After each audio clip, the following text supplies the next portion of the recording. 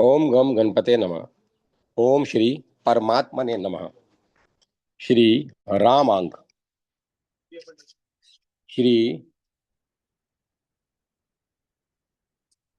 भगवान भगवान श्री राम के जीवन का आदर्श स्वरूप अध्याय का शेष अंश पत्नी प्रेम और एक पत्नी व्रत। भगवान श्री राम का सीता जी के प्रति जो आदर्श प्रेम था वह उनके महान एक पत्नी व्रत का साक्षात उदाहरण है। सीता जी की प्रसन्नता के लिए ही आप उनको वन में साथ ले जाते हैं और वहां नाना प्रकार के इतिहास धर्म शास्त्र आदि सुनाकर उनको सुख पहुंचाते हैं। जब रावण द्वारा सीता जी का हरण हो जाता है तब साधारण मानव की तरह ये यथा माम प्रबंधनते इत्यादि, जो मुझे जैसे भजता है उसको मैं वैसे ही भजता हूँ, इस नीति के अनुसार भांति भांति से विलाप करते हुए अपनी विरह वेदना प्रकट करते हैं। यहाँ तक कि उनकी उस विरह दशा को देखकर जगजननी सीता सती तक को मोह हो जाता है। श्री राम जी उन्मत्त की भांति हाँ गुण खानी जानकी सीता रूप शील व्रत नेम पुनीता आदि पुकारते हुए लताओं वृक्षों पक्षियों पशुओं और भ्रमरों की पंक्तियों से सीता जी का पता पूछते हैं। आकाशपथ से गिराए हुए सीता जी के वस्त्र आभूषण जब सुग्रीव जी आपको देते हैं तब आप उन्हें हृदय से लगाकर चिंता करने लगते हैं। पट और लाई सोच अति कीन्हा। तब हनुमान जी लंका जाते हैं तब उनके द्वारा आप जो संदेश भेजते हैं वह इतना सुंदर और इतना ऊंचा है कि उसमें प्रेम का समस्त स्वरूप ही आ जाता है। वे कहते हैं, हे प्रिय, मेरे और तुम्हारे प्रेम का तत्व जानता है, मेरे और तुम्हारे प्रेम का तत्व जानता है एक मेरा मन, और वह मन सदा रहता है तुम्हारे पास। बस इतने में ही मेरे प्रेम का सार समझ लो। तत्व प्रेम कर मम अरु तोरा, जानत प्रिया एक मन मोरा। सो मनु सदा रहत तो ही पाही, जानु प्रीति रसु एत ने ही माही। महारानी जानकी जी के पातिव्रत धर्म के गौरव को और भी उज्जवल करने के लिए प्रजा रंजन के व्याज से जब राम उन्हें वन में भेज देते हैं तब पीछे से अश्वमेघ यज्ञ में सीता जी की स्वर्ण प्रतिमा बनवाकर आप अपने एक पत्नी व्रत का बड़ा ही पवित्र आदर्श उपस्थित करते हैं। धन्य सखाओं से प्रेम। यूं तो भगवान सभी के परम सुहृदय तथा स्वाभाविक ही मित्र हैं, परंतु लीला में वे मित्रों के साथ कैसा व्यवहार करते हैं यहाँ आज यही देखना है। मनुष्यों को तो सभी अपना मित्र मानते हैं, भगवान ने राक्षस और वानर भालुओं तक को अपना सखा बनाकर उन्हें धन्य किया। हनुमान जी की प्रेरणा से दुख में डूबे हुए सुग्रीव को अग्नि की साक्षी देकर आप अपना मित्र बनाते हैं और उनका दुख सुनते ही आपकी भुजाएं फड़क उठती हैं और आप कहते हैं, सुन सुग्रीव, मारे हूं बाल ही एक ही बाण, ब्रह्म रुद्र स्वर नागत गए न उबरहि प्राण। तदंतर मित्र का धर्म बतलाते हुए आप कहते हैं, जे न मित्र दुख होई दुखारी, तिनहि बिलोकत पातक भारी। निज दुख गिरी सम रज करी जाना, मित्रक दुख रज मेरु समाना। जिन्हें के असी मति सहज न आई, ते सठ कत हटी करत किता मिताई। कुपथ निवारी सुपंथ चलावा, गुण प्रगटे अब गुण ही दुरावा। देत लेत मन संक न धरई, बल अनुमान सदा हित करई। विपति काल कर सतगुण नेहा, श्रुति कह संत मित्र गुण एहा। मित्र के ये लक्षण सदा ध्यान में रखने योग्य हैं। इसके बाद भगवान सुग्रीव को आश्वासन आश्वासन देते हुए कहते हैं, सखा सोच त्याग हूं बल मोरे, सब विधि घटब काज में तोरे। मित्र सुग्रीव के सुख के लिए बड़ा भारी उल्हाना सह कर भी भगवान उसके शत्रु भाई बाली का वध कर डालते हैं और सुग्रीव की मैत्री को निभाते हैं। निषाद को सखा बनाकर इतना ऊंचा बना दिया कि स्वयं वशिष्ठ जी महाराज उसे हृदय से लगाकर मिलने लगे। प्रेम पुलिकी केवट कही नामू, कीनह दूरी ते दंड प्रणामू। राम सखा ऋषि भर बस भेंटा, जनु मही लुटत स्नेह समेटा। जब राम स्वयं किसी प्रकार का विचार न करके सखा भाव से निषाद को हृदय से लगाकर मिलते हैं, तब वशिष्ठ जी भी इस प्रकार मिले, इसमें क्या आश्चर्य है। हिंसारत निषाद तामस, बपू पशु समान, बनचारी भेंटयो हृदय लगाई, प्रेम बस नहीं कुल जाति बिचारी। लंका विजय करके अयोध्या लौटने पर अपने इस वानर भालू और विभीषण आदि सखाओं को बुलाकर उनसे गुरु जी के चरणों में प्रणाम कराते हैं और परिचय देते हुए आप कहते हैं, ए सब सखा सुनहु मुनि मेरे, भय समर सागर कह बेरे। मम हित लागी जन्म इन्ह हारे, भरतहु ते मोहि अधिक प्यारे। राजाभिषेक के पश्चात अपने इन सब मित्रों को बुलाकर आपने कहा, अनुज राज संपत्ति विदेही, देह गेह परिवार स्नेही, सब मम प्रिय नहीं तुम्हारी समाना, मृछा न कहूँ मोर यह बाना। फिर वस्त्राभूषण मंगवा कर तीनों भाइयों सहित स्वयं भगवान श्री रामचंद्र जी ने अपने हाथों से उनको वस्त्राभूषण पहनाकर विदा किया। भगवान ने उन बाल सखाओं की महिमा तो कह ही कौन सकता है, जिन्होंने श्री अवधपुरी में चारों भाइयों के साथ खेलने खाने का सौभाग्य प्राप्त किया था। प्रजावत्सलता, भगवान श्री रामचंद्र जी अपने सुंदर बर्ताव और वत्सलता पूर्ण क्रियाओं से प्रजा के कितने अधिक प्रेम भाजन हो गए थे, इसका पता तब लगता है जब उनके वन गमन की तैयारी होती है। राजाभिषेक के उत्सव से तमाम प्रजा में आनंद छा रहा है, प्रजा में हर्ष का सागर उमड़ उठता है। अचानक हृदय बदल जाता है। श्री राम लक्ष्मण और सीता जी को साथ लेकर मुनि वेश में वन को पधार रहे हैं। प्रजा इस दृश्य को देख न सकी। प्रजा उनके विरह दुख को सहने में अपने को असमर्थ पाकर उनके साथ हो ली। श्री रघुनाथ जी ने उन्हें बहुत प्रकार से समझाया, परंतु प्रेमवश कोई भी अयोध्या में रहना नहीं चाहता।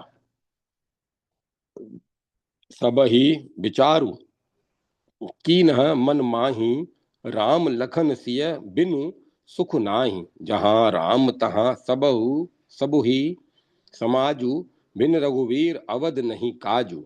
यह निश्चय करके बालक और वृद्धों को घरों से छोड़कर सब लोग उनके साथ हो गए।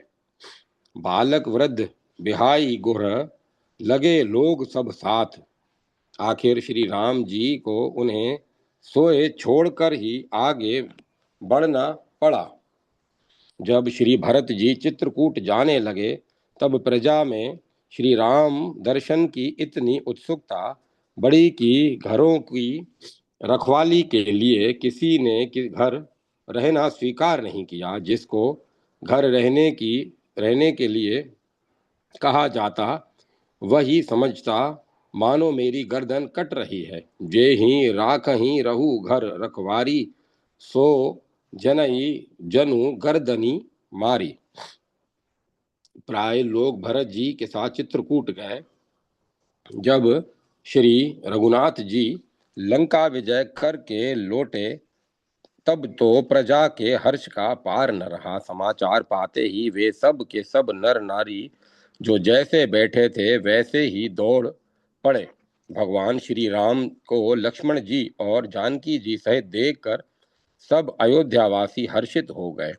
उनकी वियोग जनित विपत्ति नष्ट हो गई। सब लोगों को प्रेम विहल तथा मिलने के लिए अत्यंत आतुर देखकर भगवान श्री राम जी ने एक चमत्कार किया। उसी समय कृपालु श्री राम जी असंख्य रूपों में प्रकट हो गए और सबसे एक ही साथ यथा योग्य मिले। श्री रघुवीर जी ने कृपा दृष्टि से देखकर सब नर नारियों को शोक रहित कर दिया। इस प्रकार भगवान क्षण मात्र में सबसे मिल लिए। शिव जी कहते हैं, हे उमा, यह रहस्य किसी ने नहीं जाना। प्रभु बिलो की हर्षे पुरबासी, जनित वियोग विपत्ति सब नासी। प्रेमातुर सब लोग निहारी, कौतुक कीन कृपालु खरारी। अमित रूप प्रगटे ते ही काला, जथा जोग मिले सब ही कृपाला। कृपा दृष्टि रघुबीर बिलो की, किए सकल नर नारी बिसो की। छन मही सब ही मिले भगवाना, उमा मरम यह कहू न जाना। सच पूछिए तो प्रजा के सुख और संतोष के लिए ही श्री राम जी ने राज्य पद स्वीकार किया। वास्तव में यही आदर्श है। जो प्रजा के सुख के लिए ही राजा बनता है, वही राजा यथार्थ राजा है। अवधवासियों के भाग्य का तो कहना ही क्या है। जिनके प्रेम पर वश स्वयं भगवान राजा बने हैं। शिव जी कहते हैं, उमा अवधवासी नर नारी, कृतारथ पुरूप, ब्रह्म सचिदानंद घन रघुनायक जय है भूप। आपकी प्रजा वत्सलता एक ऐसा उदाहरण है जिसकी तुलना जगत में कहीं नहीं है। जिन सीता जी के लिए आप वन वन में विलाप करते भटके, जिनके लिए रावण से घोर युद्ध किया, उन्हीं सीता जी को निर्दोष समझते हुए भी केवल प्रजा रंजन के लिए हृदय को अत्यंत कठोर बनाकर आपने वन में भेज दिया। भक्तवत्सलता भक्तवत्सलता तो भगवान का विख्यात नहीं है। ऐसा कोई काम नहीं जो भगवान अपने भक्त या सेवक के लिए नहीं कर सकते। वस्तुतः भगवान के अवतार का प्रधान हेतु भक्तों पर अनुग्रह करना ही होता है। परित्रणाय साधुनाम। जब भक्त भगवान से मिलने के लिए व्याकुल होकर उन्हें पुकारता है, तब भगवान को स्वयं पधारना पड़ता है। दंडकारण्य में सुतीक्षण नामक अगस्त्य जी के शिष्य एक मुनि रहते थे। वे श्री राम जी के बड़े ही अनन्य भक्त थे। उन्हें समाचार मिला कि भगवान श्री राम दंडक वन में आए हैं। वे दर्शन के लिए व्याकुल हो गए और पागल की भांति उठ दौड़े। वे प्रेम में ऐसे मगन हो गए कि शरीर की सुधि तक भूल गए। श्री शिव जी कहते हैं, निर्भय प्रेम मगन मुनि ज्ञानी, कही न जाए सो दशा भवानी। दिसी अरु विदिसी पंथ नहीं सूजा, को मैं चले कहाँ नहीं भूजा। कबहुक फिरी पाँच पुनि जाई, कबहुक नृत्य करई गुण गाई। भक्तवत्सल भगवान अपने प्रिय भक्त की यह दशा वृक्ष की ओट से देख देख कर मुग्ध हो रहे थे। मुनि का अत्यंत प्रेम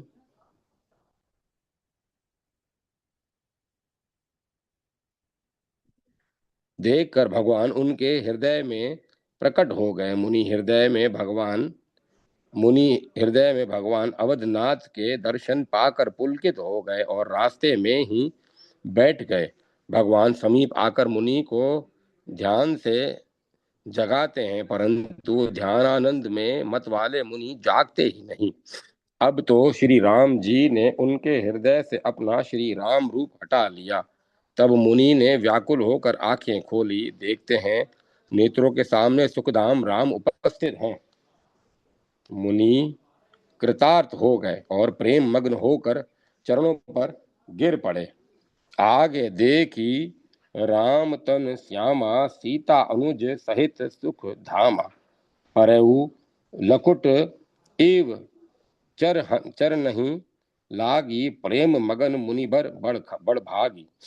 इस प्रकार भगवान ने शबरी जी के यहाँ स्वयं पधार कर उनकी अभिलाषा पूर्ण की और जाति पाति कुल धर्म बड़ाई, धन बल परिजन गुण चतुराई, भगतई हीन नर सोहई कैसा, बिनु जल बारिद देख ही जैसा।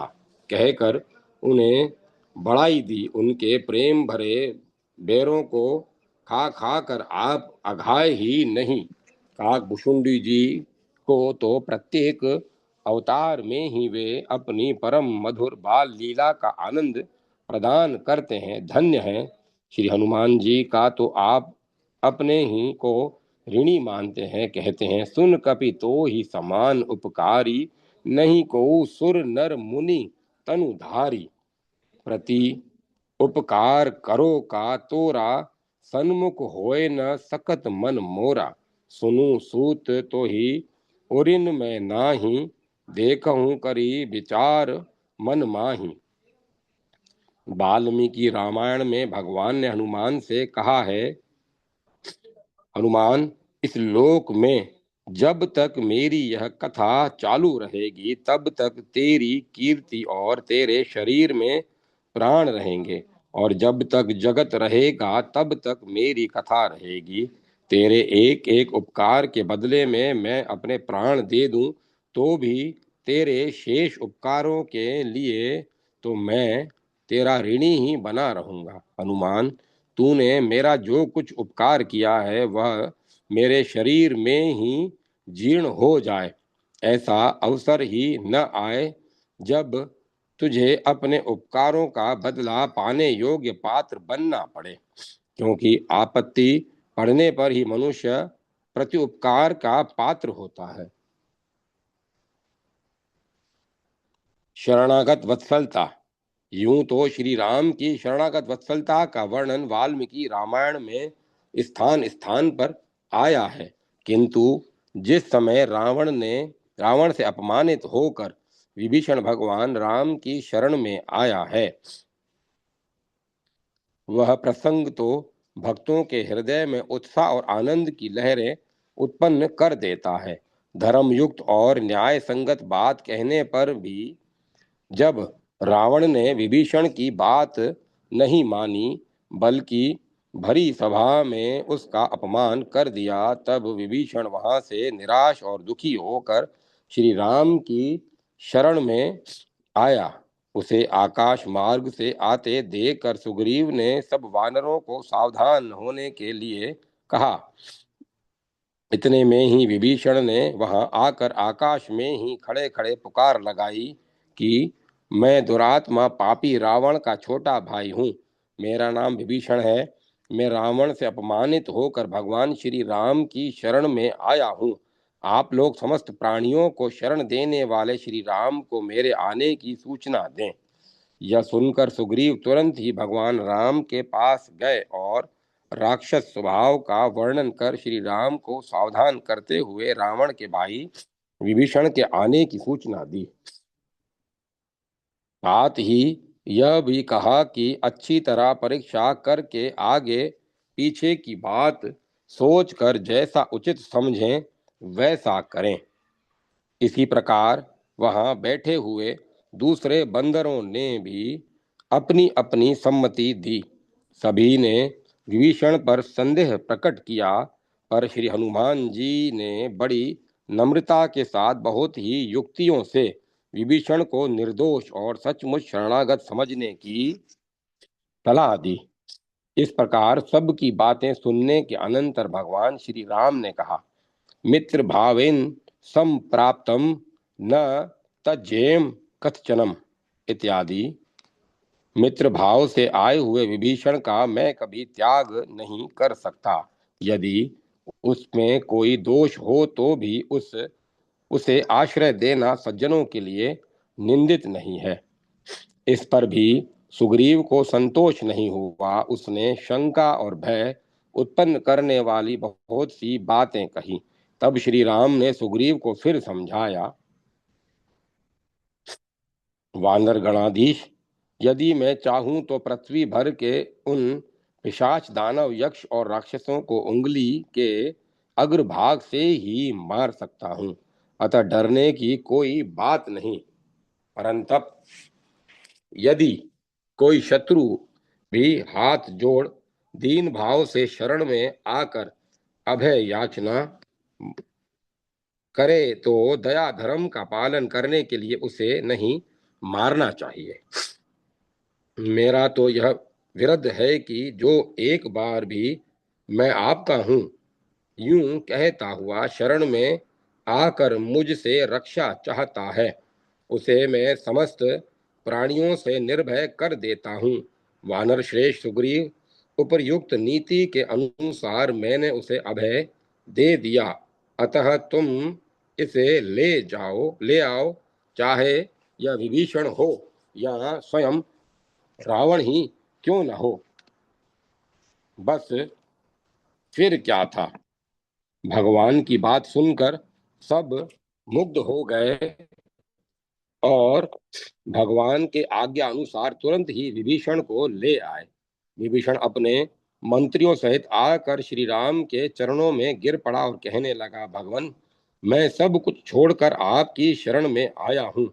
अब मेरा राज्य सुख और जीवन सब कुछ आपके ही अधीन है। इसके बाद श्री राम ने प्रेम भरी दृष्टि और वाणी से उसे धैर्य दिया और लक्ष्मण से समुद्र का जल मंगाकर उसका वहीं लंका के राज्य पर अभिषेक कर दिया। कृतज्ञता। वास्तव में देखा जाए तो भगवान श्री रामचंद्र जी साक्षात पर ब्रह्म परमेश्वर थे। उनकी अपार शक्ति थी। वे स्वयं सब कुछ कर सकते थे और करते थे। उनका कोई क्या उपकार कर सकता था। तथापि अपने आश्रित जनों के प्रेम की वृद्धि के लिए उनकी साधारण सेवा को भी बड़े से बड़ा रूप देकर आपने अपनी कृतज्ञता प्रकट की है। सीता को खोजते खोजते जब श्री राम रावण द्वारा युद्ध में मारकर गिराए हुए जटायु की दशा देखते हैं, उस समय का वर्णन है, जिसके पंख कटे हुए थे, समस्त शरीर लहू लुहान हो रहा था। ऐसे गिद्धराज जटायु को हृदय से लगाकर श्री रघुनाथ जी प्राण प्रिया जानकी यहाँ कहाँ गई, इतना कहकर पृथ्वी पर गिर पड़े। फिर रावण का परिचय देते और उसके द्वारा सीता के हरण की बात कहते कहते ही जब पक्षीराज के प्राण पखेरु उड़ जाते हैं, तब भगवान श्री राम स्वयं अपने हाथों से उसकी दाह क्रिया करते हैं। कैसी अद्भुत कृतज्ञता है। इसी तरह और भी बहुत से प्रसंग हैं। वानरों, राजाओं, ऋषियों और देवताओं से बात करते समय आपने जगह जगह पर कहा है कि आप लोगों की सहायता और अनुग्रह से ही मैंने रावण पर विजय प्राप्त की है। जब हनुमान जी सीता जी का पता लगाकर भगवान राम से मिले हैं, उस समय उनके कार्य की बार बार प्रशंसा करके अंत में रघुनाथ जी ने यहाँ तक कहा कि हनुमान, जानकी का पता लगाकर तुमने मुझे, समस्त रघुवंश को और लक्ष्मण को भी बचा लिया। इस प्रिय कार्य के बदले में कुछ दे सकूं ऐसी कोई वस्तु मुझे नहीं दिखाई देती। अतः अपना सर्वस्व, यह आलिंगन ही मैं तुझे देता हूँ। इतना कहकर हर्ष से पुलकित श्री राम ने हनुमान को हृदय से लगा लिया। दयालुता। भगवान श्री रामचंद्र जी को दया का सागर कहें तब भी उनकी अपरिमित दया का तिरस्कार ही होता है। जीवों पर उनकी जो दया है वह कल्पनातीत है। मनुष्य अपनी ऊंची से ऊंची कल्पना से उनकी दया का जहाँ तक अनुमान लगाता है, भगवान की दया उससे अनंत गुना अधिक ही नहीं, असीम और अत्यंत विलक्षण है। भगवान वस्तुतः दया में ही है। मैं तुलसी मैं तुलसी ही प्रतीत एक प्रभु मूर्ति कृपामयी है तुलसी ही प्रतीत एक प्रभु मूर्ति कृपामयी है। गीता में भगवान कहते हैं, सहृदयम सर्वभूतानां ज्ञात्वा मां शांति मृच्छति। मुझको सब भूतों का सहृदय जानकर मनुष्य शांति को प्राप्त होता है। अवश्य ही भगवान की दया दोनों रूपों से सामने आती है। कहीं वह प्रेम के रूप में दर्शन देती है, कहीं दंड के रूप में। राक्षसों को भगवान ने मारा, परंतु मारा नहीं, वास्तव में तार दिया। भगवान का क्रोध भी मुक्ति देने वाला है। निर्वाण दायक क्रोध जाकर भगवान के हाथों से जितने राक्षस मरे, सबको दुर्लभ गति प्राप्त हुई। कुछ ने नमूने कुछ के नमूने देखिए, ताड़का को एक ही बाण प्राण हरि लीना, दीन जानी ते ही निज पद दीना। विराट को तुरत ही रुचिर रूप ते ही पावा, देखी दुखी निज धाम पठावा। प्रदूषण आदि को राम राम कहीं तनु, तजही पावही पद निर्वाण। मारीच को अंतर प्रेम तासु पहचाना, मुनि दुर्लभ गति दीन ही सुजाना। कुंभकर्ण को तासु तेज प्रभु बदन समाना। रावण को तासु तेज समान प्रभु आनन। सभी राक्षसों को रामाकार भय, तिनके मन मुक्त भय छूटे भव बंधन। इस प्रकार अपने को दीन न समझने वाले अति दीन राक्षसों पर दया करके भगवान ने उनको मारकर भी तार दिया। प्रेम से तो आपने अनेकों को अपनाया है, सारे वानर भालुओं को वह गौरव दिया जो बड़े बड़े ऋषि मुनियों को भी दुर्लभ है। प्रभु तरुतर कपि डार पर ते किए आप समान, तुलसी कहू न राम से साहिब शील निधान। गौतम मुनि की पत्नी अहिल्या पति के शापवश पाषाण की शिला हो गई थी। उस बेचारी में यह भी शक्ति नहीं थी कि आर्त होकर भगवान को पुकार सके। उसने दीन उसकी दीन दशा देखकर दया में भगवान ने स्वयं वहां पधार कर अपने चरण स्पर्श से उसका उद्धार किया।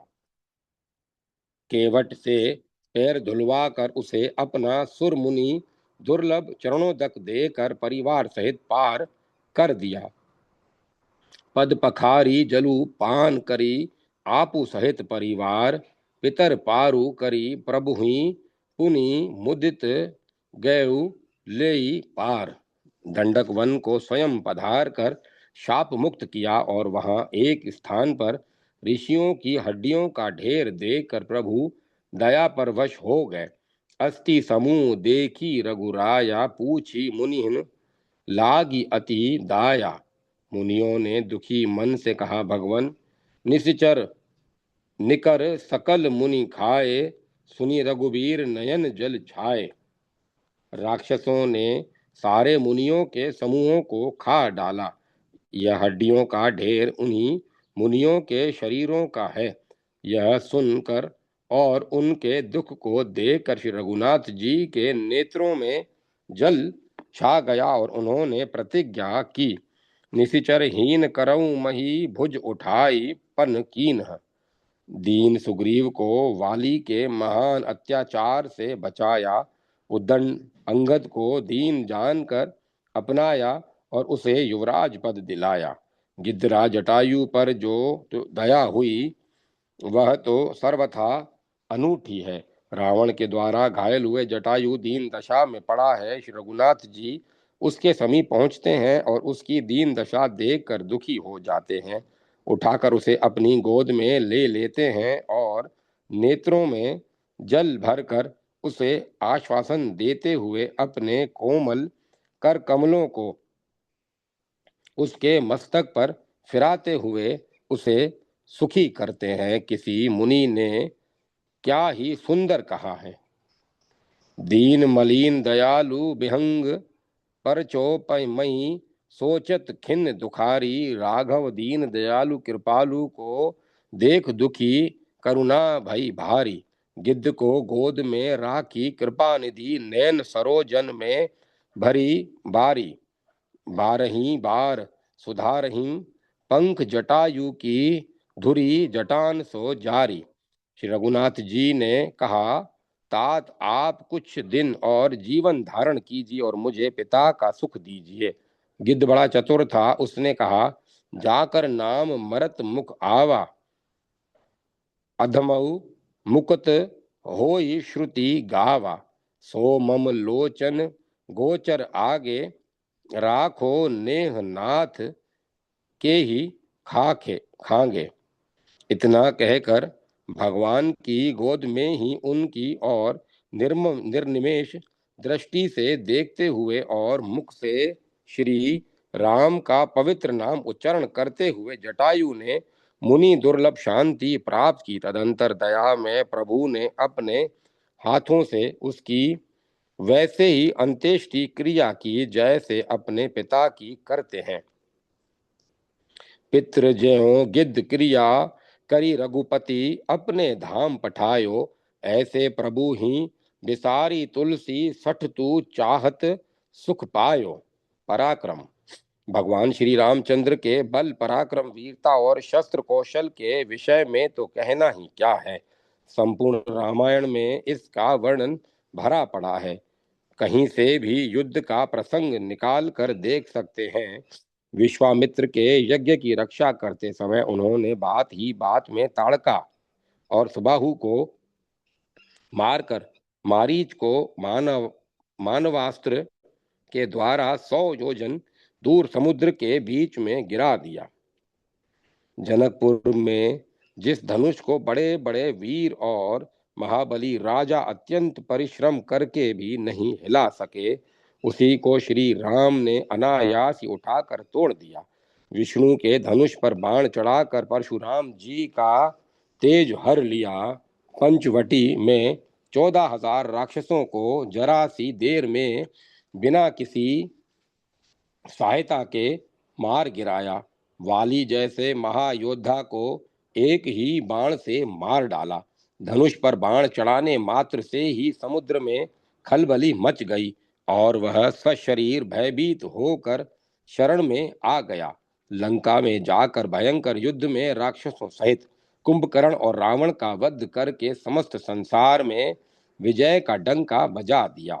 क्षमा, ऐसे महान पराक्रमी होने पर भी श्री रघुनाथ जी इतने क्षमाशील थे कि वे अपने प्रति किए हुए किसी के अपराध को अपराध ही नहीं मानते थे।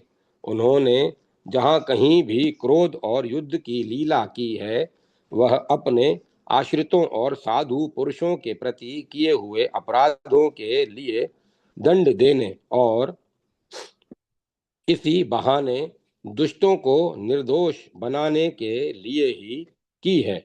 मंथरा जैसी दासी के अपराध का उन्होंने कहीं जिक्र भी नहीं किया। श्री राम का परब्रह्मत्व, श्री रामचंद्र जी साक्षात पूर्ण ब्रह्म परमात्मा भगवान विष्णु के अवतार थे। यह बात वाल्मीकि रामायण में जगह जगह कही गई है।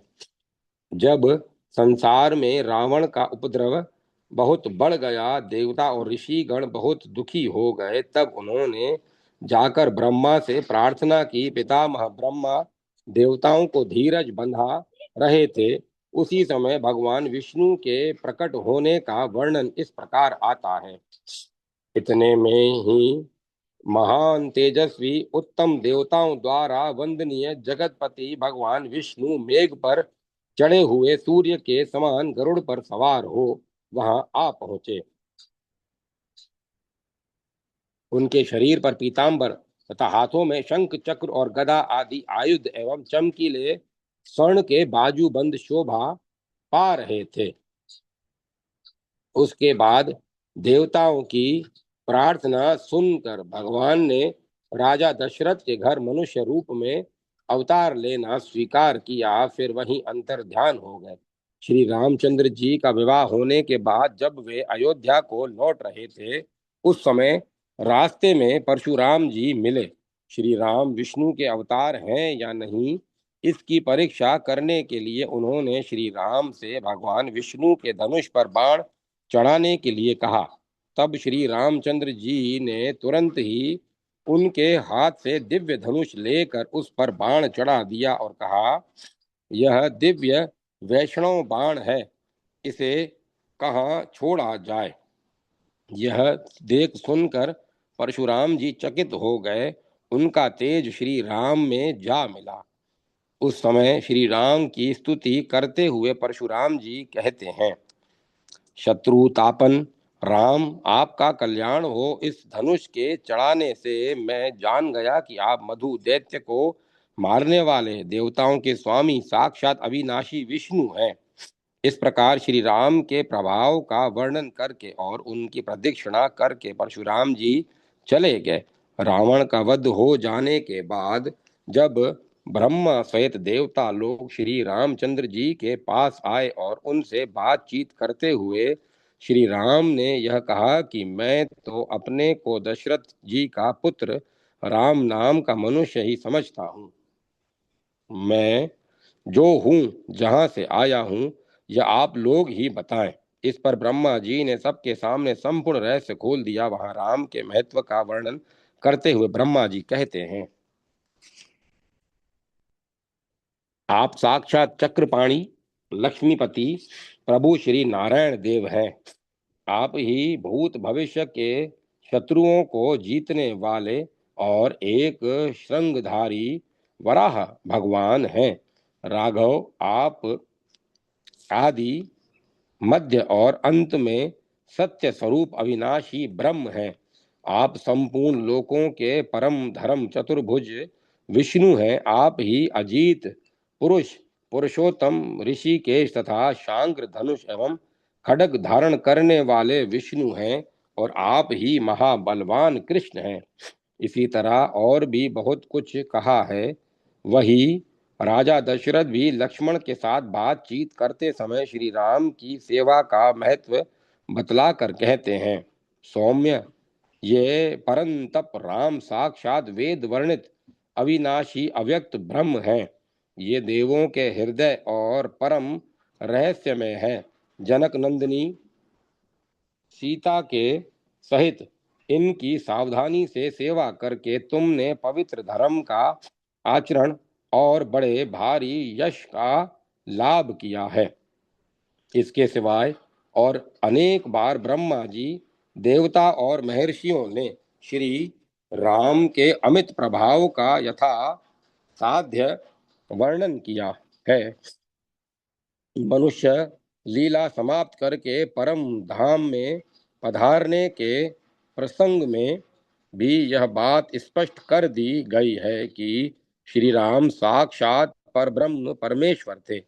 अतः वाल्मीकि रामायण को वाल्मीकि ग्रंथ मानने वाला कोई भी मनुष्य श्री राम के ईश्वर होने में शंका कर सके, ऐसी गुंजाइश नहीं है। उपसंहार, भगवान श्री रामचंद्र जी के गुणों की गाथा गाकर कौन पार पा सकता है।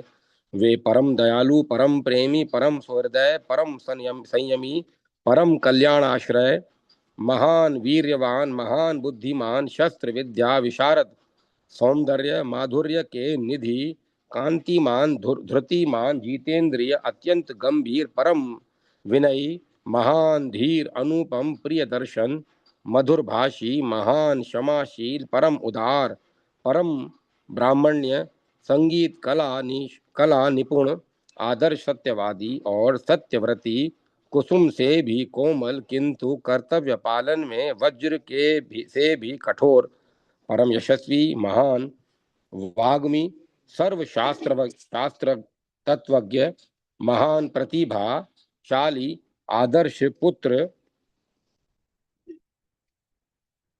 आदर्श शिष्य, आदर्श पति, आदर्श भाई, आदर्श स्वामी, आदर्श राजा, आदर्श मित्र, आदर्श शूरवीर, आदर्श अक्षय दाता, आदर्श गुणवान, आदर्श सदाचारी, आदर्श धर्मव्रती, आदर्श त्यागी, नीति परायण, साधु जनप्रिय, परम प्रतापवान, धर्म रक्षक, सर्वप्रिय, सर्वांतर्यामी और सर्वशक्तिमान है। सत्यवादिता के संबंध में तो उन्होंने स्वयं घोषणा की है, रामो द्विनार भी भाषते, राम दो बार नहीं बोलते, अर्थात एक बार जो कह दिया वही प्रमाण हो गया। धर्म परायणता का क्रियात्मक उदाहरण तो उनका समस्त जीवन ही है। साक्षात भगवान होने पर भी आप धर्म की मर्यादा रक्षा के लिए नियमित रूप से संध्या, अग्निहोत्र आदि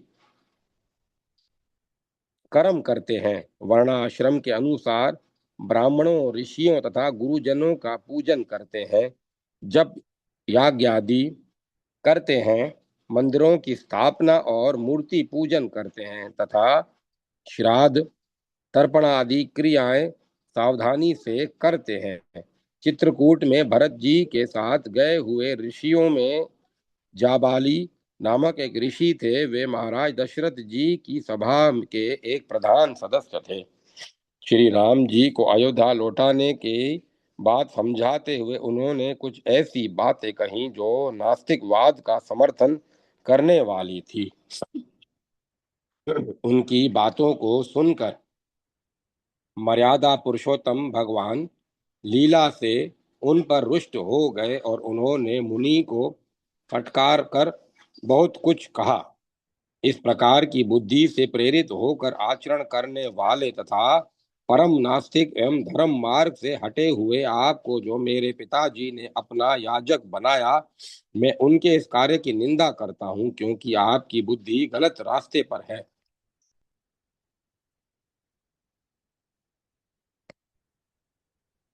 इन वचनों को से पता लगता है कि महाराज श्री रामचंद्र जी नास्तिकवाद को कितना बुरा समझते थे। नास्तिकवाद की निंदा में आपने अपने उन पिता के कार्य की भी निंदा की जिनके वचनों की रक्षा के लिए आप वनवासी हुए थे।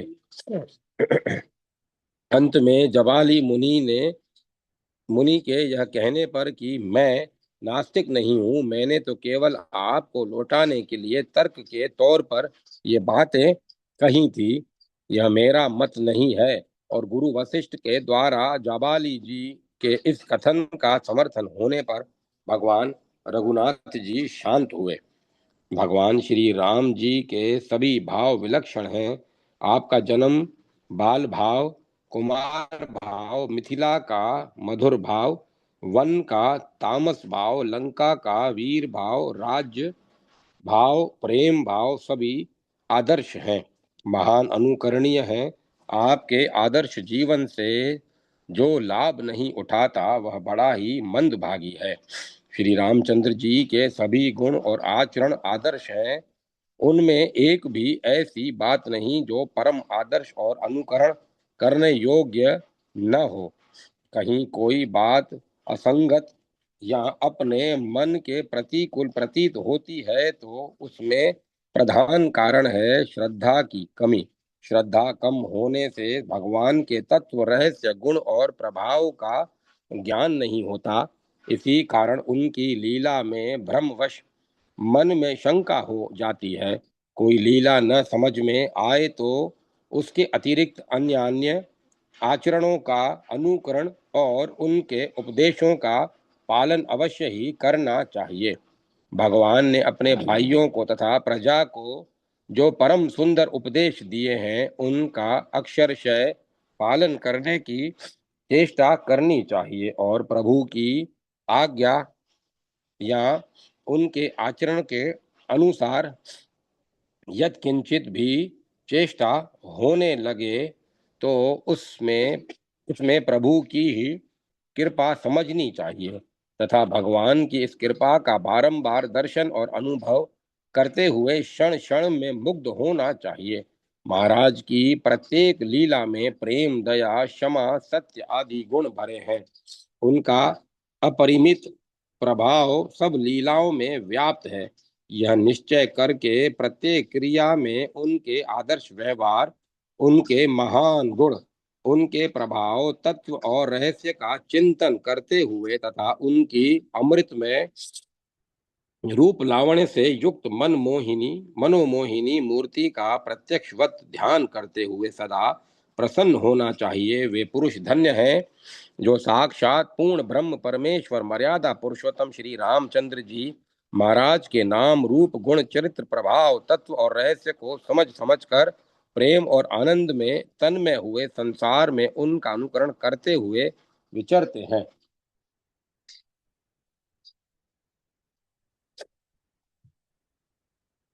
वह भूखंड धन्य है जहाँ ऐसे पुरुष निवास करते हैं।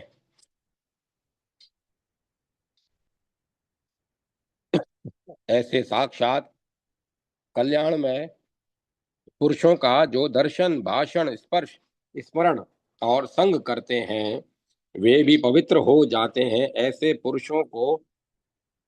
पुरुषों के जहाँ चरण टिकते हैं वह देश तीर्थ बन जाता है और वहाँ प्रेम, आनंद और शांति का स्तोत्र बहने लगता है। वह कुल धन्य, जगत पूज्य और परम पवित्र है जहाँ ऐसे भगवत परायण पुरुष रत्न उत्पन्न होते हैं। भगवान शिव जी महाराज कहते हैं, सो कुल धन्य उमा सुनु जगत पूज्य सुपुनीत श्री रघुवीर परायण जे ही नर उपज विनीत। जय माता सरस्वती। जय मां सरस्वती। भुवन मंगल भगवान श्री राम। लेखक श्री जानकी नाथ जी शर्मा। मंगल भवन अमंगल हारी द्रवौ सो दशरथ अजिर बिहारी। मंगल शब्द का अर्थ तथा परिभाषा कल्याण, मंगल, शिव, भद्र, शुभ, श्रेयस, निश्रेयस, स्वस्ति आदि शब्द पर्यायवाची है। स्व श्रेयस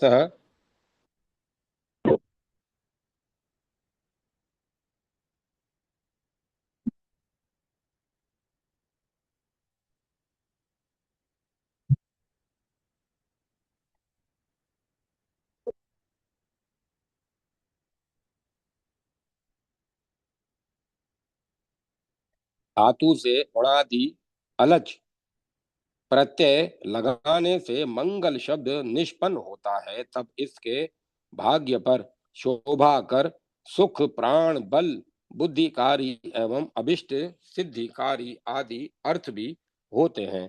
पर एक साथ ये सब लक्षण वास्तव में परमात्मा ईश्वर एवं भगवान राम में ही पूर्णतः घटित होते हैं।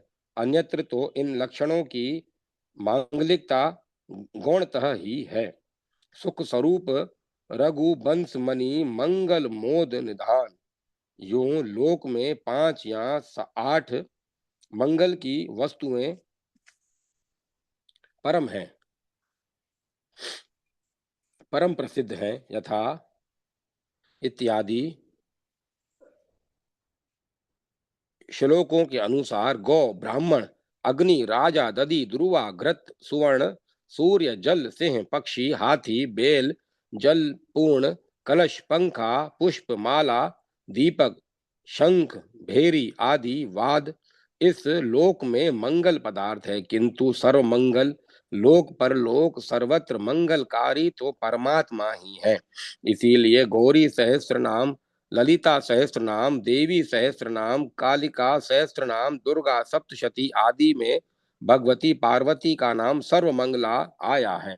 इसी प्रकार सीता सहस्त्र नाम, राम सहस्त्र नाम, वासुदेव सहस्त्र नाम आदि में सीता और राम का नाम क्रमशः सर्वमंगल और सर्वमंगला आता है। इसी प्रकार भगवान गणपति देव भी आदि पूज्य तथा परम मंगल देव हैं। इनकी पूजा वंदना स्मृति भी सभी मंगल कार्यों ग्रंथारंभ आदि में की जाती है। प्राय श्री गणेशाय नमः कह लिखकर भी पत्र पुस्तिका आदि का मंगल होता है। मंगल सार सर्वस्व, किंतु वेद पुराणों में यह प्रसिद्ध है कि ये भगवान गणपति भी श्री राम आराधन से ही श्री राम नाम के स्मरण मात्र से प्रथम पूज्य परम मंगल स्वरूप आदि वंद हो गए। महिमा जासु जान गण राउ, प्रथम पूज्यत नाम प्रभाऊ। इस तरह भी सब मंगलों के मूलभूत परम मंगल भगवान राम ही दिखते हैं। भगवान के गर्भ में आते ही विश्व मंगल लक्षणों से युक्त हो गया था। जा दिन ते हारी गर्भ ही आए, जा दिन ते हरि गर्भ ही आए, सकल लोक सुख संपत्ति छाए। उनके जन्मते प्रकट होते समय संपूर्ण विश्व मंगल रूप हुआ। भवभूति के शब्दों में भगवान राम दोनों कुलों जनक एवं रघु के मंगल मूल थे। जनकानाम रघुणाम च इत्यादि। यहाँ तक कि भगवान जब वन में पहुंचते हैं तब सारे दोष अमंगलों का घर वह वन भी मंगल मूल बन जाता है। मंगल रूप भव बन तब ते, कीनह निवास रमापति जब ते। सिद्ध महात्मा लोग भी मंगल में पशु पक्षी भ्रमर आदि का रूप धारण कर मंगल में प्रभु की सेवा करने लग जाते हैं। मधुकर खग मृग तनु धरी देवा, करई सिद्ध मुनि प्रभु के सेवा। फिर तो उस वन की मंगलमयता का किसी प्रकार वर्णन ही संभव नहीं। सो बनु सेलु स्वभावे सुहावन, मंगल में अति पावन पावन। महिमा कही कवन विधि तासु, सुख सागर जह कीनह निकासु। इसी प्रकार भगवान की पूजा स्तुति कथा ध्यान प्रमाण दर्शन सभी एक से एक बढ़कर मंगल में है। मंगल मूल प्रणाम जासु जग, मूल अमंगल ते खने। तुलसी सुमिरत राम सबनी को, मंगल में नभ जल थलो। देखऊं पाए सुमंगल मूला। इसीलिए पार्वती सहित भगवान शंकर इनका सदा जप ध्यान करते हैं। मंगल भवन अमंगल हारी, उमा सहित जे ही जपत पुरारी। जिन पर नामु लेत जग माही, सकल अमंगल मूल नसाही। करतल होही पदारथ चारी, तेई सिय रामु कहेउ कमारी। निष्कर्ष, सच बात तो यह है कि यह सारा जगजाल ही अमंगल है। इसमें केवल संत एवं भगवानामादि ही मंगल रूप है। हेतु रहित जग जुग उपकारी, तुम तुम्हार सेवक असुरारी। स्वार्थ मित सकल जग माही, सपने हूँ प्रभु परमार्थ नाही। आदि। यदि यह बात किसी के मन में ठीक तरह से बैठ जाए तो सचमुच उसका सच्चा मंगल संपन्न हो गया और उसका वास्तविक कार्य सिद्ध हो गया। अतः बुद्धिमान मनुष्य को निरंतर तदर्थ ही प्रयत्न करना चाहिए। अस्तु कौशल्या सीता वाल्मीकि एवं तत्संप्रदाचार्यों एवं टीकाकारों आदि के मंगल शासन को प्रसिद्ध है ही। हम भी अब निम्न श्लोक से मंगल करते हुए इस वाक्य पुष्पहार को मंगल में भगवान श्री राम के ही चरणों में समर्पित कर उसका उपसंहार करते हैं। मंगल कौशलेन्द्राय महीन्य गुणात्मने, चक्रवर्ती तनुजाय सार्वभौमाय मंगलम। जय माता सरस्वती, जय मां सरस्वती। ओम नमो भगवते वासुदेवाय। ओम नमः शिवाय। ओम नमो नारायण। ओम ऐं ह्रीं क्लीं चामुंडाय जय। ओम तत्सत। अब कथा को विराम दिया जाता है। ओम तत्सत, ओम तत्सत, ओम तत्सत। राम लक्ष्मण जान की जय बोलो हनुमान की। राम लक्ष्मण जान की जय बोलो हनुमान की।